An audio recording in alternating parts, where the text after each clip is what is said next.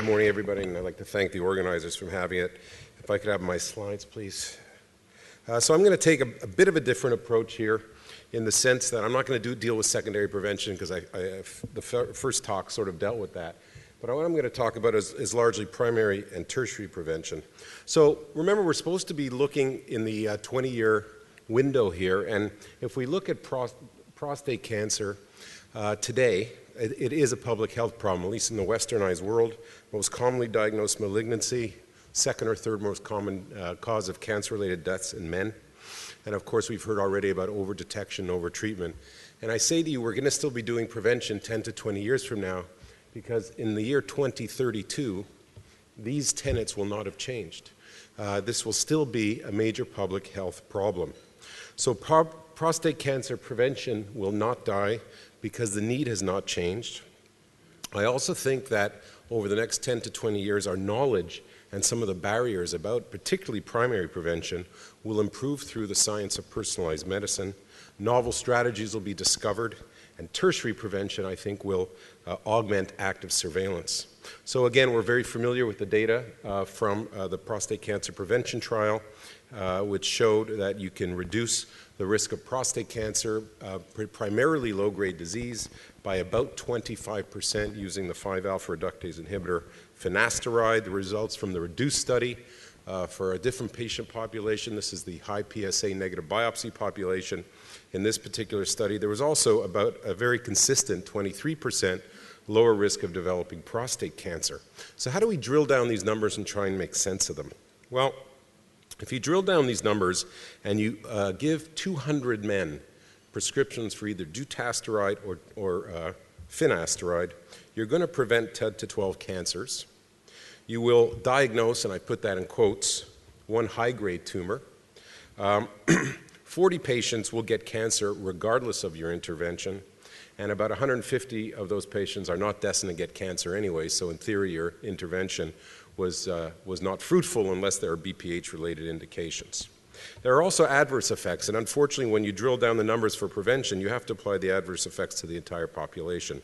So there are going to be at least 10 and perhaps more cases of erectile dysfunction induced by this therapy, and probably 6 to 8 cases of gynecomastia.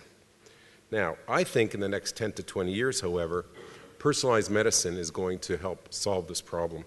If we look at some of the high-throughput technologies, the genomics, the epigenomics, the proteomics, the metabolomics that are now existing, I think you're starting to see the technology existing to prospectively be able to identify who will benefit and who will perhaps get an adverse event in response to your intervention. I'm just going to show you a little bit of a peek at some of the science right now. This is a very basic proteomic profiling work that we're doing at our institution. We've just submitted some of this work for patenting.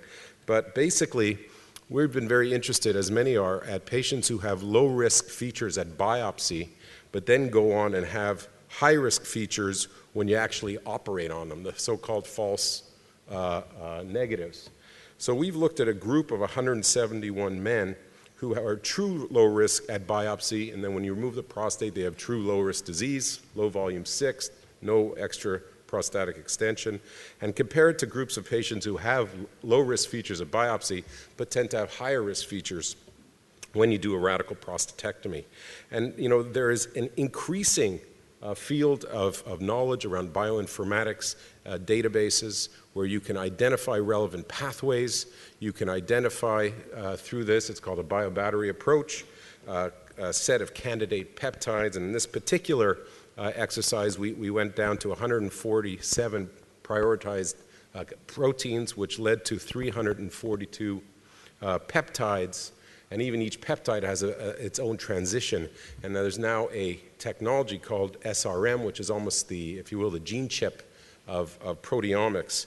And we are able, through this, to get a model of trying to predict who will have one of these false negative, if you will, prostate biopsies much better than any other clinical tests that exist today. You can see the AUC of the model was 0.76, and this is in a replicated model. So this is where proteomics is today, imagine where these fields will be in 10 to 20 years. I have no doubt that the promise of personalized medicine is going to allow us to say who should get finasteride or dutasteride because it's going to prevent their cancer, who should not because they won't get a cancer at all, and who should not because they may get a high-grade tumor. I also think prevention will continue in the next 20 years because we'll continue to have novel strategies and agents. We've heard about lifestyle, diet, exercise, and a variety of new drugs. So this is a immune-deficient mouse that's harboring a human prostate tumor xenograft being exercised here in the lab. And I don't know how well this slide is projecting, but the yellow bar here shows that if we take animals and feed them a typical low-fat diet, a prostate and heart-healthy diet, and exercise them, their tumor growth is slower than animals not being exercised. So prevention may not necessarily be a pill in 10 to 20 years, but lifestyle changes will be incorporated into our societies that will encompass prevention. And then there are novel agents, I think, with great promise. We're very interested right now in this particular compound, metformin, which is, of course, an anti-diabetic drug for type 2 diabetes. It's the only drug that's been shown to decrease mortality for diabetic men. And this is very much, this particular compound sort of sets if you will, the glucostat for the cell, and is very important, vital in particularly mTOR signaling, which obviously is an extremely important pathway in prostate cancer. And indeed, if you co-incubate metformin with human prostate cancer cells, you can see an inhibition in proliferation. And we've done, this is some hot off the press data. These are data that my fellow David Margell is an Israeli who's doing a PhD with me in the lab, some work we've been doing around the use of metformin and its impact on prostate cancer. And what we've done here is look through the Ontario Diabetes Database. This is a database of over 100,000 men, and we've linked cases of prostate cancer, and we also know which medication these patients are on. And this is a cohort, there's about 26,000 men on metformin. And when we look at the prostate cancer outcomes, this is prostate cancer-specific mortality, what you can see here is that men on metformin, so diabetics who by happenstance got metformin, have a significantly lower risk of prostate cancer-specific mortality among the prostate cancer survivors. And if you think this is just some kind of bias in our methodology, you can see the other agents really did not have that effect. So there seems to be something specific about metformin, and it's very possible that we'll be using metformin perhaps in some pivotal trials in the coming years to see if it has preventive effects. And again, if it works, there will be a natural experiment or a natural effect just because this drug is so prevalently used in diabetic patients. 1 minute. And lastly, I'll finish off with tertiary prevention. It's a bit of a different take on Dr. Litwin's definition, but certainly tertiary prevention, when I went to MPH schools, not necessarily preventing death, but preventing progression of disease. And it's very possible that we can take preventative agents from the general population and apply them to patients with low volume, low risk disease in the so-called active surveillance model. And these are the results of the REDEEM study. We published this in the Lancet some months ago, where patients with ultra low risk prostate cancer, Gleason 6, 3 cores or less, no more than 50% of a core, were randomized to placebo or dutasteride, rebiopsied 1.5 and 3 years later. And you can see that we have a significant reduction in the progression of prostate cancer in this particular study by 44%. And more significantly, if you take a look at the far right panel here, if you look at final biopsy, we all know that some patients on active surveillance, when you rebiopsy them, there's such low volume disease you can't find the tumor at all.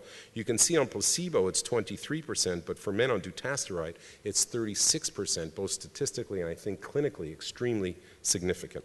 So I'll finish up by saying that, as Dr. Litwin said, prostate cancer is preventable. The 5 ARIs have shown it that. And I think in the next 10 to 20 years, primary prevention in particular won't be dead. Personalized medicine will help overcome some of the troubles around applying drugs and or strategies to a large population. Novel agents will continue to be explored and discovered. And tertiary prevention may be the way to go, because I think patients who have a particular condition or disease will be much more apt to tolerate intervention. Thank you very much.